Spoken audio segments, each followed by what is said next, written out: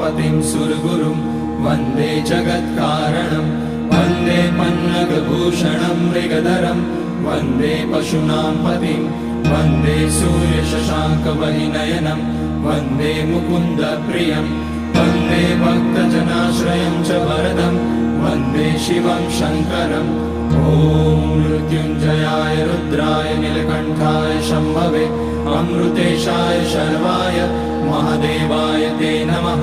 नमस्तेऽस्तु भगवन् विश्वेश्वराय महादेवाय त्र्यम्बकाय त्रिपुरान्तकाय त्रिकाग्निकालाय कालाग्निरुद्राय नीलकण्ठाय मृत्युञ्जयाय सर्वेश्वराय सदाशिवाय श्रीमान् महादेवाय नमः।